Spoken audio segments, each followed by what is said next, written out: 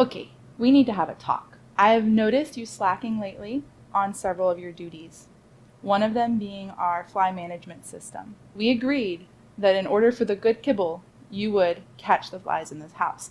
However, I've noticed you slacking that. Now, I know that it is summer and it's peak season, but I see about 6 flies in that window right there. Additionally, I've noticed you grooming yourself and damaging the company furniture. I do not think the toddler damaged the couch like you did. If you would like a bonus in treats, I'm going to need to see an uptick in your both attitude, company morale, and work ethic. Can we agree to those terms? This is not that kind of video. I'm actually not going to sell my cat. No, we're not going to sell her. However, we have incorporated some unusual ways to save money in our lifestyle. I'm going to go ahead and start off strong. We use reusable diapers. I remember putting them on my baby registry and getting so many confusing questions like, how are you going to wash them? What if the child poops?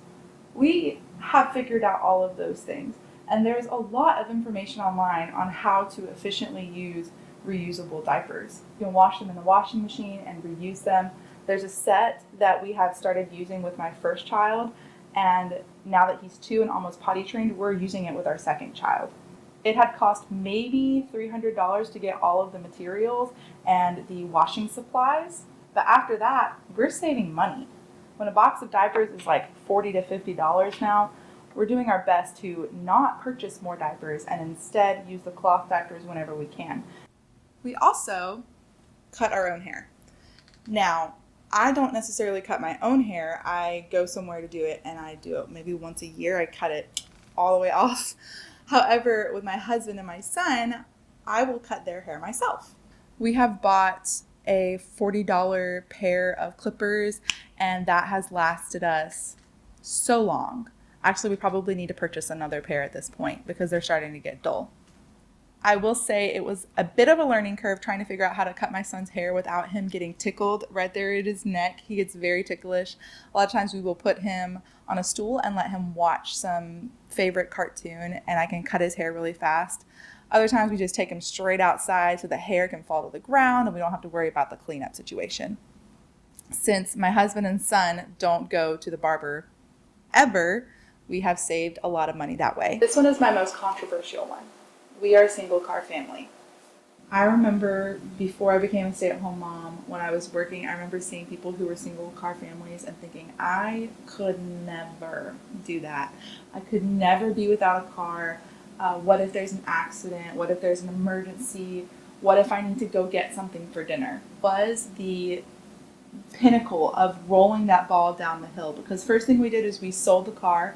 We got rid of that debt because it was a big debt for us. We also got rid of that car loan payment.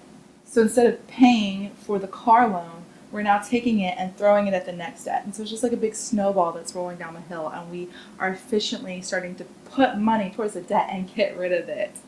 I'm actually considering on making a more in-depth video on that topic exclusively, on the pros and cons of being a single car family. So if you're interested in that, consider following me so that you can see that when it comes out. What is that?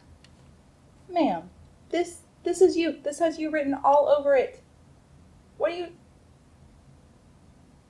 you doing to me? Ugh. Okay, so those are the 3 main things that we do, but there's a lot of other things that we've done to really push forward the ball in our finances and make sure that we're paying off debt. So I want to do a little bit of a rapid fire on other things that we've done. So number 1, we do buy in bulk. We pre-portion our ingredients so we're not just using it all efficiently. And we also bake and make things from scratch. Okay, there is a difference in making your things from scratch, in my opinion. You can keep saving money as you go down the road. We all know how to make our spaghetti from scratch. We put in our noodles, we get our pasta sauce from the store, and we get our meat from the store. Cool. Pasta sauce is actually really easy to make and really, really cheap. Maybe think about keeping tomato sauce, paste, and diced tomatoes in your pantry. Those are our staples when it comes to making anything with a tomato substance in it. Whatever it is that you eat the most, start looking at a recipe for making it from scratch. Start slow, And then keep advancing as you go. You are learning an entirely new skill. So don't take it upon yourself to make everything from scratch just yet. Start with the most used item and then work your way from there. We also purchase our chickens in whole, usually. Sometimes I do purchase just the chicken breast, but I will purchase my chicken in whole and then I'll process the chicken and pre-portion the different items of that chicken so that I can get the most out of it. It's less per pound. Yes, there are bones in it, but you can use the bones to make chicken broth. I have not had to buy chicken broth for a whole year. And then you start getting more creative with things. So instead of buying chicken breast, which is probably your more expensive meat option anyway, you'll start looking at maybe making a meal out of chicken wings, or maybe using chicken thighs, slow cooking it for a long time, and then using that in your enchiladas instead. You start getting more creative, and it's actually nicer being able to expand your brain in that way to try to problem solve those types of things. You can also look at taking the plants and herbs from your store, like your green onions, butter lettuce. Those actually have the roots in them still installed. You can plant those in your front garden bed. Even if you don't have room for a garden, you can just put them in a pot. You can put them on the windowsill in a cup of water. That will extend the life of it, and it might even grow some more for you to use the next time you make that meal. I don't think this one's talked about enough, but it's actually utilizing your library. Not only are there books in your library, but there are also apps out there where you can listen to audiobooks, you can download the Kindle version of the book. Odds are most of us are not going to reread the book. There are summaries out there. You can always take your notes in your phone. You can actually highlight things in your Kindle, on your Kindle app if you're using an PDF version. Sometimes you have to be patient and wait for the holds to release, but it's good to practice patience, right? Stop buying the cheap tools. If there's something that you use every single day to try to complete a task in your home, that is considered a tool. So the next time it breaks, maybe consider upgrading to a nicer one, like the laundry basket, or maybe a metal spatula for your cast iron skillet. You need to start looking at things that are going to last in your home that will help you get your job done efficiently and sometimes even faster than the cheap items. Yes, it is an investment. Yes, it costs money the first time around, but it will hopefully last you way longer in the long run than it ever would if it were a cheap tool. If it ain't broke, don't upgrade it. I was gifted this Kindle by my mom years ago, who was also gifted this Kindle from my aunt who had upgraded. It works perfectly well. Probably first generation.